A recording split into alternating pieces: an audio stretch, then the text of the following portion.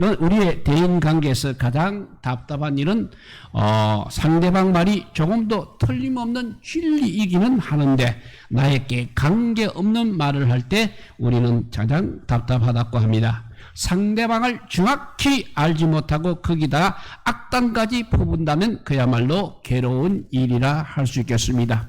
이것을 일반적인 용어로 표현한다면 억울함입니다. 그러나 법정 용어로 사용한다면 무고라고 할 수 있는 것입니다. 더 답답한 일은 그 말에 속아서 덩달아 함께 춤추는 자들이 있을 때인 것입니다. 특히 이단에 미혹되어 우리 주님을 오해하고 또 교회를 오해하고 떠나는 사람들을 보면 더욱 그러한 것입니다. 욥의 친구들이 바로 그렇다는 것입니다. 욥은 당면한 고통에 대해서만 자기의 무죄성을 주장하고 있습니다. 한 번도 우리 인간이 하나님 앞에 어렵다는 주장은 한 적이 없는 것입니다. 그러나 욥의 친구들은 욥이 하나님 앞에서까지 자기가 어렵다고 그렇게 주장한다고 책망을 하고 있는 것입니다. 엘리바스의 경우에 볼 것 같으면 자기의 굉장한 체험을 들어서 욥을 비판하고 있습니다. 또 빌닷의 경우도 보면 아무도 부인 못할 굉장한 교리를 가지고 욥을 비판하고 있습니다. 오늘의 본문의 소발 역시 놀라우신 하나님의 위대성과 전지성을 들면서 어떤 죄도 결코 숨길 수 없으니 회개하라고 그렇게 역설을 하고 있습니다. 이러한 논리가 욥에게는 허공을 치는 말입니다. 그러나 우리는 소발의 말을 통해서 그래도 기묘한 원리를 발견하게 되는 것입니다. 그 원리가 무엇이냐면 하나님의 음성을 경험하며 살아가는 방법을 배우는 것입니다. 우리가 하나님의 음성을 한번 체험해 보셨습니까? 하나님의 음성을 듣는다는 것은 하나님께서 약속하신 정상적인 것이지 결코 신비주의라는 것은 아니라는 것입니다. 그래서 시편 30편 20절 21절을 보면 너의 눈이 너의 서성을 볼 것이며 너희가 우편으로 치우치든지 좌편으로 치우치든지 너의 뒤에서 말소리가 너의 귀에 들려 이르기를 이것이 정론이 너희는 이리로 행하라 할 것이라고 하였습니다.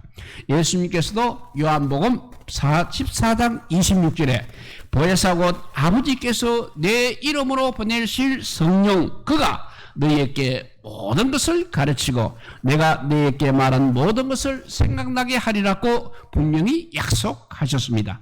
그럼 여기서 오늘은 우리가 어떻게 하나님의 음성을 경험하고 살 수 있는지 살펴보도록 하겠습니다.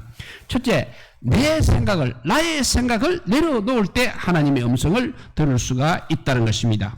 오늘 1절에서 4절 말씀을 다시 한번 읽어봅니다. 나만 사람 소발이 대답하여 이르되 말이 많으니 어찌 대답이 없으랴. 말이 많은 사람이 어찌 어렵다 함을 얻겠느냐. 너의 자랑하는 말이 어떻게 사람으로 잠잠하게 하겠으며 너가 비웃으면 어찌 너를 부끄럽게 할 사람이 없겠느냐. 너의 말에 의하면 나의 돈은 정결하고 나는 주께서 보시기에 깨끗하다 하는구나 했습니다.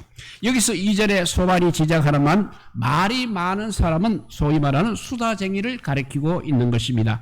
그리고 3절에 자랑하는 말이라는 것은 사람이 지어낸 거짓말, 그러니까 의미 없는 말이라는 뜻이 되겠습니다. 그리고 4절에 나의 돈은 다른 도가 아니고 욥의 주장을 비꼬는 말인 것입니다. 그러니까 소발이 욥의 말을 아주 격화시킨 것을 볼 수 있습니다. 바로 이 원리인 것입니다. 이처럼 하나님 앞에서 내가 살려면 자기 생각부터 격화시켜야 한다는 것입니다. 자기 주장을 멀리 던져버려야 한다는 것입니다. 어떤 사람들은 하나님의 음성을 듣고 싶은데 들려주시지 않는다고 불평을 하기도 합니다. 그러나 하나님의 음성을 인식하지 못해서 그렇습니다. 하나님은 누구에게나 공평하게 하시는 것입니다. 하나님의 소리는 전혀 변함이 없으신 것입니다. 그래서 시편 19편 1절에서 4절에 보면 하늘이 하나님의 영광을 선포하고 궁창이 그 손으로 하신 일을 나타내는도다. 나는 나답게 말하고 밤은 밤에게 지식을 전하니 언어가 없고 소리도 없으나 그 소리가 온 땅에 통하고 그 말씀이 세계 끝까지 이르는도다 라고 하였습니다. 하나님의 음성은 제일 먼저 성경을 통해서 우리에게 다가옵니다. 다음에는 만물의 이치를 통해서도 다가오고 대개 생각의 형태로 우리에게 다가온다는 것을 아시기 바랍니다. 그래서 간혹 예언 은사의 도움을 받게 되면 평소 내가 늘 생각해오던 그 음성을 들려주신다는 것입니다. 그러니까 내가 평소에 하나님의 음성을 무수히 들어왔다는 것입니다. 그러나 이것을 모르기 때문에 사람들이 하나님의 음성을 듣지 못하는 줄을 알고 있는 것입니다. 우리 하나님은 공평하신 하나님이십니다. 누구나 다 하나님의 음성을 듣게 되는 것입니다. 그런데 문제는 바로 나의 마음속에 나의 생각이 가득하기 때문에 하나님의 음성을 깨닫지 못한다는 사실입니다. 12절에 보면 들나귀 새끼가 나오고 있습니다. 들나귀야말로 정말 길들이기 어렵고 깨가 많은 짐승이라고 합니다. 이렇게 주인의 말에 관심 없이 엉뚱한 자기 생각에 사로잡힌 상태로는 절대 주님의 음성을 깨달을 수가 없는 것입니다. 그러므로 예언 사역을 하면서 조심해야 할 것이 바로 선입관이라는 것입니다. 사람을 대할 때 선입견을 버리고 임해야 하나님의 음성을 듣게 됩니다. 그러나 선입관을 갖게 되면 내 마음의 소리가 더 크게 들리는 것입니다. 그리고 내가 무엇에 집착되어 있다든지 하는 혼적인 사고가 충만하게 되면 역시 이 사역은 감당할 수 없는 것입니다. 그러므로 내 생각을 항상 깨끗이 지우고 평온한 마음을 가지는 것이 하나님의 음성을 듣는데 무엇보다도 중요하다는 것입니다. 그래서 솔로몬도 전도서 5장 2절에 너는 하나님 앞에서 함부로 입을 열지 말며 급한 마음으로 말을 내지 말라. 하나님은 하늘에 계시고 너는 땅에 있음이니라. 그런즉 마땅히 말을 적게 할 것이라고 했습니다. 하나님의 음성은 일반인에게도 주어집니다. 그러나 그 일반인들은 이미 자기 주관을 갖고 접근하고 있기 때문에 진리를 사모하며 자연의 이치를 연구하지만 참된 진리에 이르지 못하게 되는 것입니다.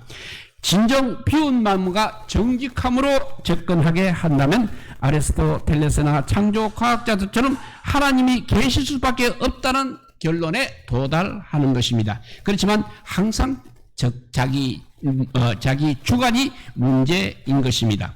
그러므로 하나님의 음성을 들으면 제일 먼저 자기 생각부터 철저히 내려놓아야 하는 것입니다. 그렇다고 목석처럼 무념무상의 피동행이 되라는 뜻은 아닌 것입니다. 지정의가 정상적인 상태로 겸손히 하나님의 도구로 들여진 상태면 하나님의 음성을 들을 수가 있는 것입니다. 이렇게 하나님의 음성을 들으면 첫째 내 생각부터 내려놓았을 때 들을 수 있다고 했습니다. 두 번째는 항상 하나님과 그 말씀을 묵상해야 하나님의 음성을 들을 수 있습니다. 소발은 하나님의 오묘하심과 위대하심을 5절에서 12절에 이렇게 이야기하고 있습니다. 하나님은 말씀을 내시며 너를 향하여 입을 여시고 지혜의 오묘함으로 너에게 보이시기를 원하노니 이는 그의 지식이 광대하심이라. 하나님께서 너로 하여금 너의 죄를 잊게 하여 주셨음을 알라. 너가 하나님의 오묘함을 어찌 청량하며 전능자를 어찌 능히 완전히 알겠느냐. 하늘보다 높으시니 너가 무엇을 하겠으며 수월보다 깊으시니 너가 어찌 알겠느냐. 그의 크심은 땅보다 길고 바다보다 넓으니라. 하나님이 두루 다니시며 사람을 잡아 가두시고 재판을 여시며 누가 능히 막을 소냐. 하나님은 허망한 사람을 아시나니 악한 일은 상관하지 않으시는 것 하나 다 보시느니라. 허망한 사람은 지각은 없나니 그의 출생함이 들나귀 새끼 같다고 했습니다. 소발의 말에서 하나님의 말씀과 그 오묘를 묵상하는 모습을 보게 됩니다. 여기서 보여주는 교훈은 바로 신을 의식하는 것입니다. 사도행전 10장 33절 말씀입니다. 이제 우리는 주께서 당신에게 명하신 모든 것을 듣고자 하여 다 하나님 앞에 있나이다 라고 한 곤요리의 말처럼 이것이 바로 신을 의식하는 모습입니다. 의인과 악인의 차이는 바로 이 하나님에 대한 의식적 차이인 것입니다. 그래서 의인은 항상 하나님께서 나와 함께 계시며 나를 보고 계시며 하나님이 어떤 분이신지를 인식하며 생각하며 살고 있는 것입니다. 그러나 악인은 그런 신에 대한 의식이 전혀 없다는 것입니다. 그래서 시편 10편 4절에 보면 악인은 여호와께서 이를 감찰하지 아니하신다 하며 그 모든 사상에 하나님은 없다고 말하고 있는 것입니다. 그러므로 악인은 하나님이 두려운 줄 모르고 악행을 행합니다. 그렇지만 선한 사람은 하나님이 보시고 계심을 믿기 때문에 항상 하나님의 뜻에 합당하도록 조심하며 또 그 기뻐하시는 일을 골라서 살아가는 것입니다. 이것이 바로 하나님의 임재를 체험하는 중요한 방법입니다. 하나님의 임재를 체험하는 법은 하나님이 우리와 함께 계심을 경건함이 임할 때까지 묵상하고 묵상해야 합니다. 하나님의 성전인 우리 안에 하나님이 계시다는 것을 믿고 경건한 마음과 기쁨이 가득하도록 깊이 생각을 해보아야 하는 것입니다. 그리고 그 의식으로 살아가야 하는 것입니다. 삶 속에서도 하나님의 자리가 있다는 것을 알고 항상 겸손하며 높여드리고 시시때때로 기도하며 순복하는 자세를 가져야 하는 것입니다. 그러면 하나님께서 함께 하시는 것을 우리가 체험적으로 느낄 수 있게 되는 것입니다. 이것은 체면술이 아니라는 것입니다. 체면술은 그냥 심리적인 것입니다. 그렇기 때문에 우주와 역사와 인생을 섭리할 수 없는 것입니다. 하나님 존재하심을 믿어드려야 하나님을 경험하게 되는 것입니다. 이것이 너의 믿음대로 되리라는 우리 주님의 진리인 것입니다. 그래서 우리가 하나님의 존재를 믿게 되면 하나님께서는 그 존재를 나타내시는 것입니다. 하나님의 위대하심을 보고 우리가 하나님의 위대하심을 믿고 우러러 보게 되면 하나님께서는 그 위대하심을 보여주시는 것입니다. 또 선하심을 믿고 감사하면 하나님은 그 선하심을 보여주시는 것입니다. 또 하나님의 능력을 믿으면 하나님께서도 역시 그 능력을 우리에게 보여주시는 것입니다. 그래서 시편 18편 25절에서 27절을 보면 자비한 자에게는 주의 자비하심을 나타내시며 완전한 자에게는 주의 완전하심을 보이시며 깨끗한 자에게는 주의 깨끗하심을 보이시며 사특한 자에게는 주의 거스리심을 보이시니 주께서 공간 백성은 구원하시고 교만한 눈은 낮추시니라고 하셨습니다.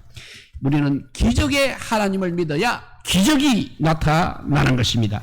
그러므로 보이지는 않지만 나와 함께 하신 위대하신 하나님을 항상 의식하며 사시기를 바랍니다. 그러면 하나님 앞에서 복된 삶이 있을 것입니다.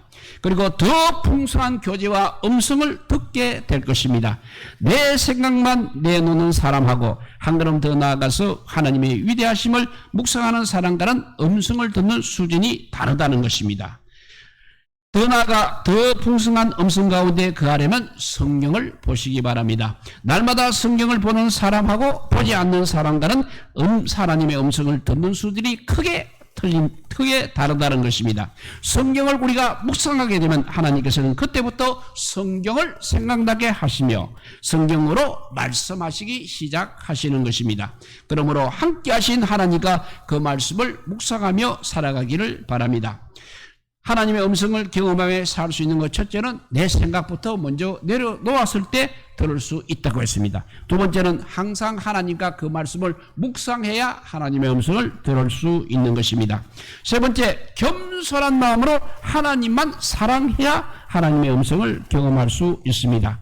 13절의 말씀을 보면 만일 너가 마음을 바로정하고 주를 향하여 손을 들 때라고 했습니다. 여기서 마음을 정한다는 말은 마음을 옳은 방향으로 돌린다는 뜻이 되겠습니다. 우리 마음이 세상을 향해 있게 되면 하나님의 음성은 들을 수가 없는 것입니다. 다니엘처럼 하나님 앞에서 마음을 정해야 하는 것입니다. 지금 사람들의 마음에는 세상의 소리가 항상 더 강한 것입니다. 그리고 여기서 또 주를 향하여 손을 들 때 손을 든다는 것은 회개의 모습으로 하는 겸손의 자세인 것입니다. 하나님께서는 겸손한 자에게 은혜를 주십니다. 그러므로 하나님만 사랑하고 겸손한 자세를 가질 때 잘못된 소리는 들려오지 않게 되는 것입니다. 그러므로 예언의 은사가 있다고 다 바른 예언만 하는 것은 아니라는 것입니다. 마음이 진정 평온하고 거룩한 심령으로 충만할 때 실수를 하지 않는다는 것입니다. 이것은 지상에 사는 사람이라면 어떤 누구도 예외가 없는 것입니다. 모든 면에서 완전한 예언자는 없다는 것입니다. 귀 서시는 종들도 얼마든지 중간에 실수할 수 있는 것입니다. 그러므로 성경은 100% 믿으십시오. 그래도 예언은 멸시하지는 말되 예언은 반드시 분별하며 받아야 하는 것입니다. 혹 잘못했다고 해도 이단이라고 정죄하지 마시고 위하여 기도해 주시기를 바랍니다. 이렇게 세 가지를 말했습니다. 하나님의 음성을 경험하며 살 수 있는 것은 내 생각부터 내려놓아야 들을 수 있다고 했고, 항상 하나님과 그 말씀을 묵상해야 하나님의 음성을 들을 수 있을 뿐만 아니라 겸손한 마음으로 하나님만 사랑해야 하나님의 음성을 들을 수 있다고 했습니다. 그리고 계속해서 마음 지키는 생활이 필요한 것입니다. 오늘 14절에서 16절까지와 띄어서 20절을 다시 한번 읽어봅니다. 너의 손에 제약이 있거든 멀리 버리라. 불의가 너의 장막에 있지 못하게 하라. 그리하면 너가 반드시 흠없는 얼굴을 들게 되고 굳게 서서 두려움이 없으리니 곧 너의 환난을 잊을 것이라. 20절에 가서 그러나 악한 자들은 눈이 어두워서 도망한 것을 찾지 못하리니 그들의 희망은 숨을 거두는 것이라 했습니다. 이처럼 지속적인 하나님의 음성을 듣기 위해서는 항상 자기 자신을 깨끗이 해야 하는 것입니다. 먼저 보혈 공로를 믿음으로 양심의 거리낌부터 씻어야 할 것입니다. 다음은 마음속에 죄악의 잔재들이 십자가에 못 박혔음을 믿고 감사하며 하나님을 경외하시기 바랍니다. 성경은 하나님을 경외함으로 악에서 떠나게 되느니라고 했습니다. 마음에 악이 가득하게 되면 하나님 앞에 나와서 엎드려야 하는 것입니다. 하나님을 경외하셔야 하는 것입니다. 내 마음을 겸손히 주장하도록 해야 하는 것입니다. 예수 그리스도의 십자가의 공도 말고는 다른 방도는 없는 것입니다. 심령을 깨끗이 준비할 때 환난이 사라지는 것이고 악의 영도 떠나게 되고 하나님의 선한 도구로서 준비가 되는 것입니다. 이제 오늘 말씀을 정리해 봅니다. 우리 주님께서는 항상 하나님의 음성을 들으셨습니다. 그리고 하나님의 임재를 경험하며 우리 주님은 사셨습니다. 주님은 우리들도 역시 하나님의 임재와 하나님의 음성을 들으며 살기를 원하고 계십니다. 그때 처음에 그의 음성을 들으면 처음으로 제일 먼저 내 생각을 내려놓으시기 바랍니다. 그리고 날마다 신의식을 속에서 살아가야 하고 성령을 묵상해야 되고 세 번째는 겸손히 하나님을 사랑해야 되고 그리고 네 번째는 늘 마음을 씻어야 합니다. 그래서 사단의 소리, 사람의 소리, 세상 소리는 그럴 때 사라지게 되고 하나님의 음성만 강하게 들려오는 사랑하는 성도들이 다 되시기를 우리 주님의 이름으로 축복드립니다. 기도하겠습니다. 사랑의 하나님 감사합니다. 수십 년을 아버지 예배당에 아버지 들락날락해도 하나님의 음성을 듣지 못하는 저희들이 너무나 많이 있음을 고백합니다. 이제 오늘 아버지 이 욕기를 통해서 하나님의 음성을 듣는 법 네 가지를 배우게 하여 주시니 감사합니다. 날마다 내 생각이 아니라 하나님의 말씀으로 가득 찬 삶을 살게 하여 주시옵소서. 그래서 하나님과 늘 함께한다는 의식, 하나님이 내 안에 계신다는 그 의식을 우리가 잊지 않게 하여 주시고 성령을 늘 묵상하며 겸손히 하나님만 사랑하며 우리 마음이 늘 깨끗하게 되기를 깨끗하게 하여서 하나님의 음성을 날마다 듣는 우리 모두가 되게 하여 주시기를 간절히 빌고 원하올 때 이 모든 말씀 아무 공도 없으나 우리 구주 예수 그리스도 이름으로 기도드리옵나이다. 아멘. 예.